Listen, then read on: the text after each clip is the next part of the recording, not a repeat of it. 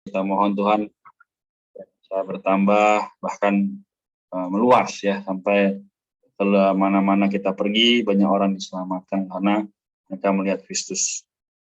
Amin. Kita doa ya. Tuhan Yesus, terima kasih Tuhan, Allah kami yang sungguh mengasihi, juga mencintai kami. Tuhan, terima kasih atas kasih-Mu, penebusan-Mu Tuhan yang senantiasa ada buat kami. Dan jika kami mengaku dosa kami, maka dikatakan setia dan adil. Karena itu dapatkanlah pembacaan kami malam ini juga, dan teman-teman yang nggak bisa hadir Tuhan, sertai mereka dimanapun berada, supaya mereka juga bisa tinggal dalam Engkau dalam mereka, sama seperti di dalam kami hari ini. Tuhan, terima kasih. Kami berdoa supaya melalui pembacaan ini, kami mendapatkan terang dan wahyu, supaya kami boleh berubah juga berbuah. Haleluya. Amin. Oke, di Tuhan ya, moga kita semakin hari juga semakin bisa melihat bahwa Allah kita adalah Allah yang mendambakan ya, setiap kita boleh bertumbuh ke arah Kristus ya, ke arah Kristus Sang Kepala. Oke, kita akan mulai baca seperti biasa ya, mungkin satu orang boleh 2 ayat, tapi sebelum itu judulnya ya kita boleh baca juga bareng-bareng ya. Di dalam sini yang 7, bangkit di dalam kemuliaan ilahi. A, meninggalkan ciptaan lama di dalam kubur sebagai kesaksian yang disediakan orang yang menghargainya dan ditemukan oleh orang-orang yang mencarinya. Amin ya. Jadi benar-benar adalah meninggalkan ciptaan lama ya, sehingga Kristus bisa hidup ya, juga disediakan bagi orang-orang yang menghargainya. Amin ya. Ya, kita baca dulu, nanti di akhir kita boleh tanya atau sharing ya. Puji Tuhan. Ayat 1 dan 2, Yohanes 20. Pada hari pertama minggu itu, pagi-pagi benar ketika hari masih gelap, pergilah Maria Magdalena ke kubur itu, dan ia melihat bahwa batu penutupnya telah diambil dari kubur. Ia berlari-lari mendapatkan Simon Petrus dan murid-murid yang lain yang dikasihi Yesus, dan berkata kepada mereka, Tuhan telah diambil orang dari kuburnya, dan kami tidak tahu di mana ia diletakkan.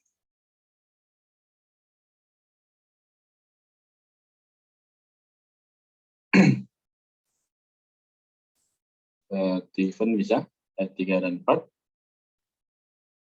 Lalu berangkatlah Petrus dan murid yang lain itu ke kubur.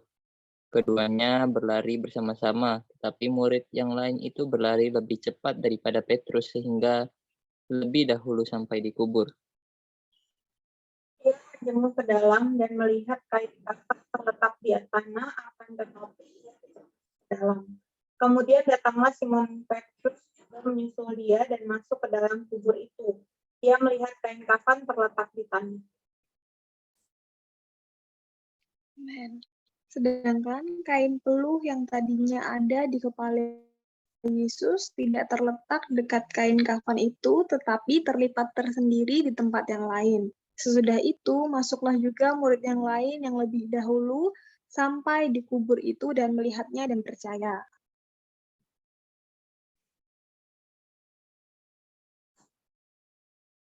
Ya, 9 dan 10 bisa, Romelis.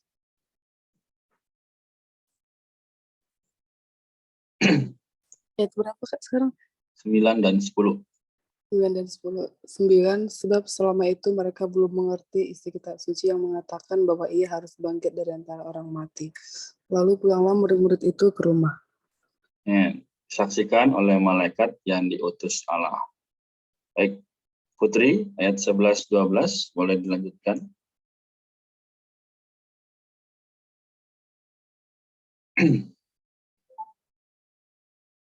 Di unmute dulu.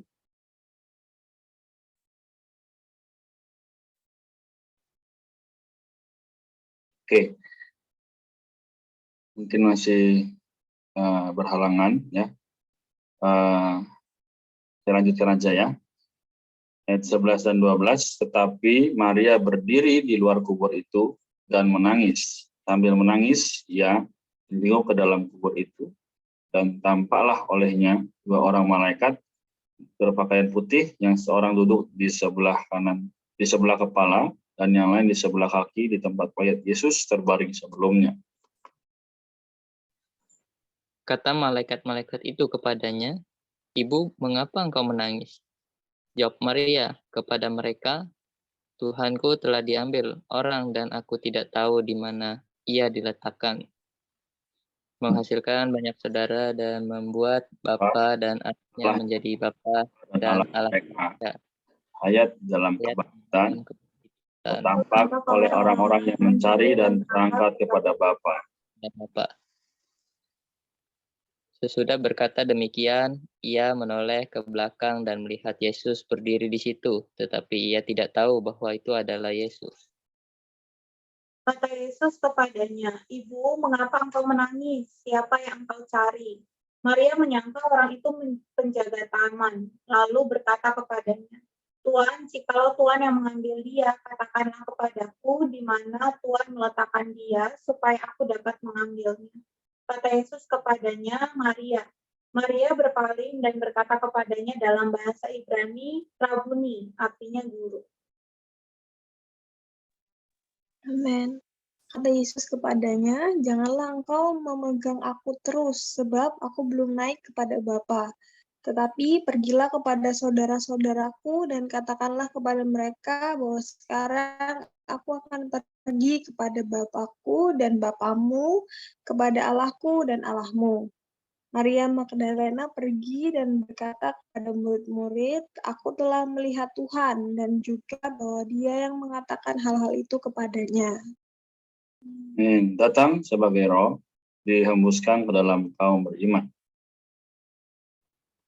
19. Ketika hari sudah malam pada hari pertama minggu itu berkumpullah murid-murid Yesus di satu tempat dengan pintu-pintu yang terkunci karena mereka takut kepada para penguasa Yahudi. Pada waktu itu datanglah Yesus dan berdiri di tengah-tengah mereka dan berkata, "Damai sejahtera bagi kamu." 20. Sesudah berkata demikian, ia menunjukkan tangannya dan lambungnya kepada mereka. Murid-murid itu bersukacita ketika mereka melihat Tuhan. Putrinya mungkin sinyal ya. Boleh Eva lanjutkan. 21. Lalu kata Yesus sekali lagi, "Damai sejahtera bagi kamu, sama seperti Bapa mengutus aku, demikian juga sekarang aku mengutus kamu." Sesudah berkata demikian, ia menerimalah Roh Kudus. Amin. Jikalau kamu mengampuni dosa orang, dosanya diampuni. Dan jikalau kamu menyatakan dosa orang, tetap ada, dosanya tetap ada. Tapi Thomas, salah seorang dari ke-12 murid itu yang disebut Didimus, tidak ada bersama-sama mereka ketika Yesus datang ke situ. Jadi, kata murid-murid yang lain itu kepadanya, "Kami telah melihat Tuhan." Tetapi Thomas berkata kepada mereka, "Sebelum aku melihat bekas paku dan tangannya, dan sebelum aku menaruh jariku ke dalam bekas paku itu, dan menaruh tanganku ke lambungnya, sekali-kali aku tidak akan percaya." Bersidang bersama kaum beriman. 8 hari kemudian, murid-murid Yesus berada kembali dalam rumah itu, dan Thomas bersama-sama dengan mereka, sementara pintu-pintu terkunci. Yesus datang dan ia berdiri di tengah-tengah mereka dan berkata, "Damai sejahtera bagi kamu." Kemudian ia berkata kepada Thomas, "Taruhlah jarimu di sini dan lihatlah tanganku. Ulurkanlah tanganmu dan taruhlah ke lambungku, dan jangan engkau tidak percaya lagi, melainkan percayalah." Thomas menjawab dia, "Ya Tuhanku dan Allahku."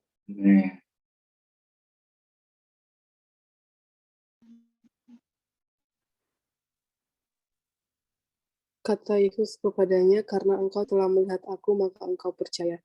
Berbahagialah mereka yang tidak melihat namun percaya." Memang masih banyak tanda mujizat lain yang diperbuat Yesus di depan mata murid-muridnya, yang tidak tercatat dalam kitab ini.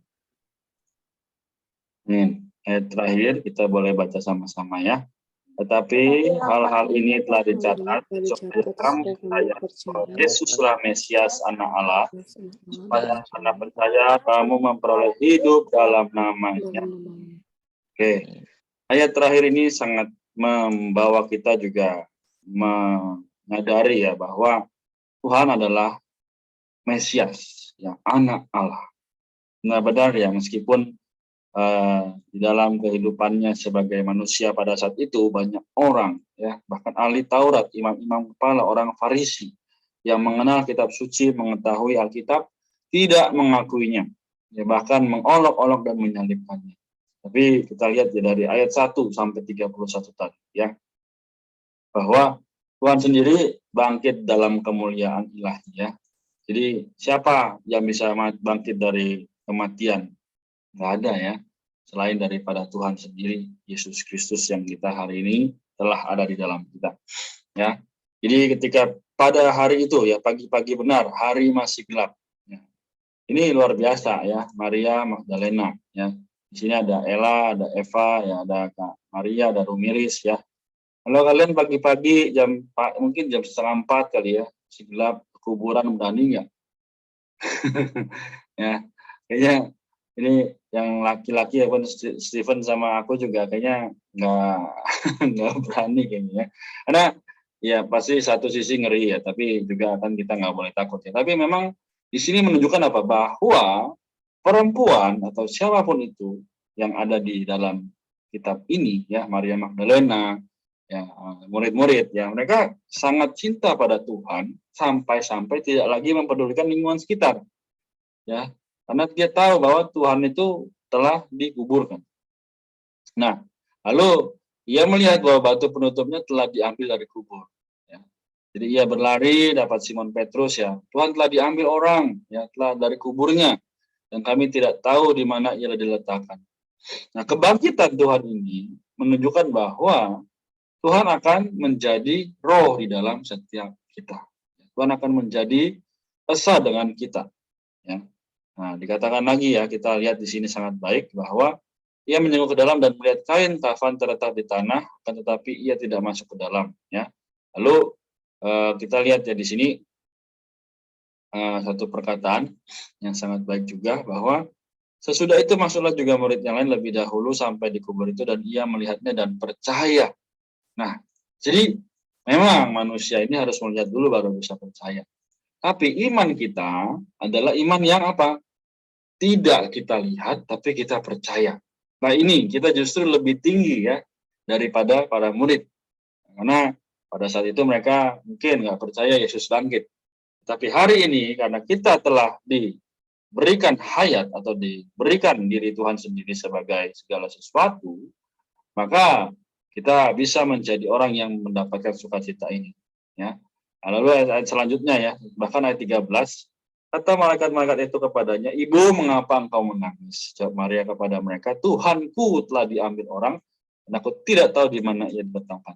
Nah, ini artinya apa? Mendambakan, mencari sang penolong, sang kekasih, ya, sang Allah yang agung. Nah, bagaimana dengan kita hari ini? Sudahkah memiliki penghidupan yang senantiasa, meskipun sibuk, meskipun banyak masalah, banyak pergumulan, masih nggak kita cari Tuhan?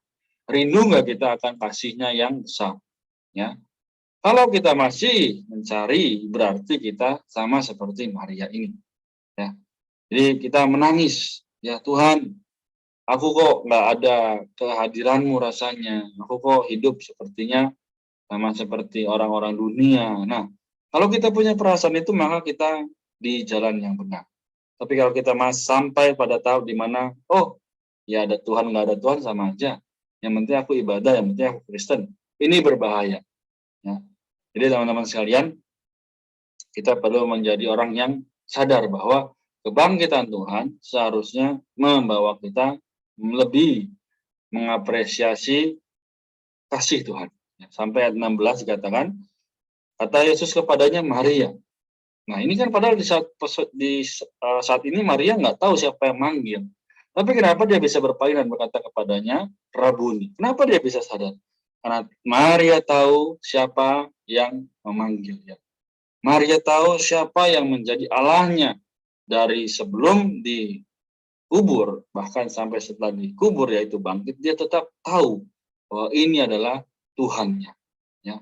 Jadi moga ya kita juga boleh memiliki perasaan yang demikian terhadap Tuhan, ya, senantiasa dalam apapun situasi, ya kita mengandalkan, mengutamakan Tuhan. Amin. Sampai di sini mungkin ya pembukaan. Ada lagi yang mau bertanya atau menambahkan dari yang kita baca? Atau mau tanya di luar topik ini juga tak masalah.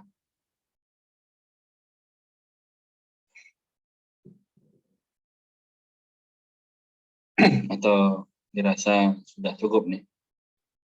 Ella, Eva, Numeris, Stephen. Eva sudah cukup ya, ambil jempol. Mantap. Stephen juga. Oke. Amin. Aku menikmati di ayat terakhir ya. Katakan semua hal ini telah dicatat supaya kita percaya bahwa Yesuslah Mesias Anak Allah. Jadi setiap hal yang dicatat di dalam Alkitab itu sebenarnya membawa kita percaya bahwa dia anak Allah. Dia kan sebenarnya anak manusia juga ya. Tapi kita bisa lihat kenapa dia bicara supaya kita semua percaya dia anak Allah. Supaya kita lebih mengapresiasi bahwa Yesus ini selain manusia, dia juga adalah Allah. Jadi dia adalah manusia Allah yang sejati. Bahkan di terakhir dikatakan kita dapat memperoleh hidup dalam namanya. Jadi ketika kita percaya, kita mendapatkan hidup atau hayat dalam namanya. Hanya di dalam namanya ya. Jadi hari ini bagaimana cara kita memperoleh hayat ini, memperoleh hidup, kita harus tetap tinggal di dalam namanya. Jadi aku juga kembali terdorong ya. Dan juga mengucap syukur atas setiap hal yang sudah tercatat di dalam Alkitab ini gitu, dan jangan sampai kita menjadi Thomas ya, dia ragu akan Tuhan ya, padahal kan Tuhan bilang dia akan bangkit, tapi dia masih perlu bukti, mana perlihatkan gitu, lukanya di mana gitu, percaya gitu, jangan sampai kita menjadi orang yang demikian gitu, perlu bukti dulu baru percaya Tuhan itu ada gitu, karena itu namanya kita tidak beriman ya, kan ini juga menjadi satu hal yang sangat bertolak belakang dengan Ibrani pasal 11, dikatakan iman itu adalah sesuatu yang membuat kita percaya akan segala hal yang tidak terlihat gitu. Jadi ini kepercayaan kita kepada Allah tidak perlu seperti Thomas, harus ada bukti dulu ya, sama kayak kita percaya udara ada, karena kita bisa merasakannya, tapi kita nggak bisa lihat udara itu. Walaupun kita nggak bisa lihat, kita bisa merasakan karena dia telah tinggal di dalam kita. Haleluya. Tuhan, ada lagi? Ini yang mau tanya, sharing.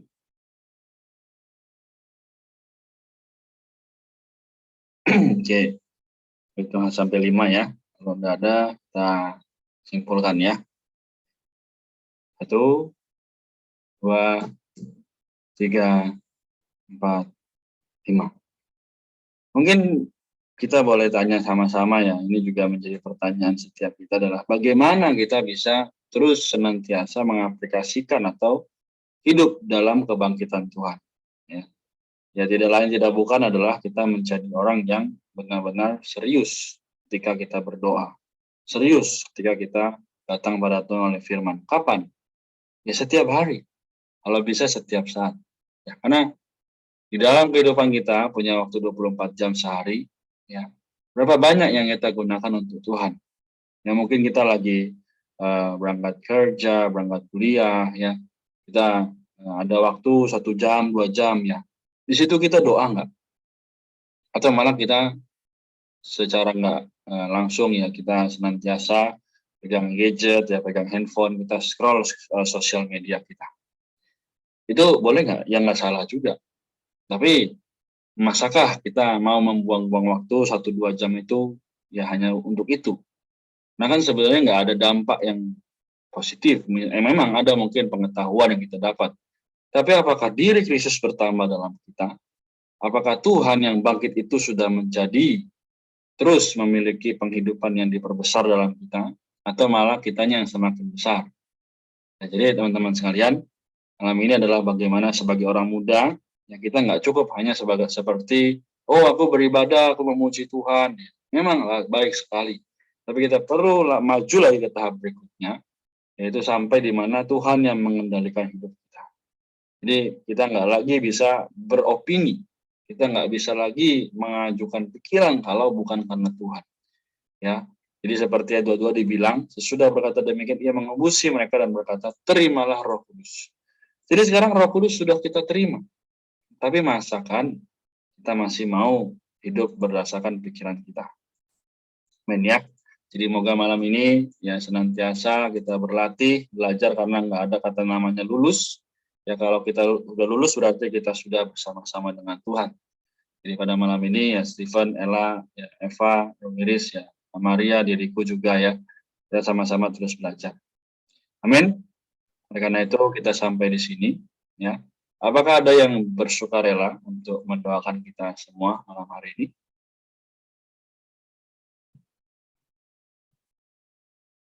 Oke. Kalau belum ada, mari kita berdoa ya. Kita doa supaya Tuhan menguduskan kita, juga membawa kita semakin hari dikuatkan dalam iman.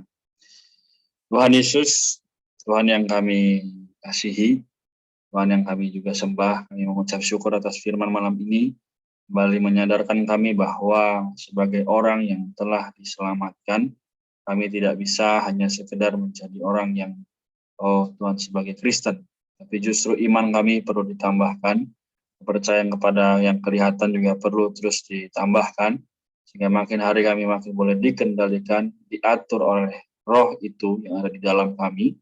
Rahmatilah Stephen dalam pekerjaan, Eva, Ella, Rumiris, Maria, juga hamba-Mu ini Tuhan. Kami sama-sama belajar untuk bisa hidup sesuai dengan apa yang Dikau kehendaki. Tuhan Yesus, rahmati juga teman-teman yang nggak bisa hadir selama ini, dalam setiap kesibukan atau apapun yang mereka kerjakan, mereka hadapi. Mohon Tuhan sertai, Tuhan juga kuduskanlah mereka dalam kebenaran.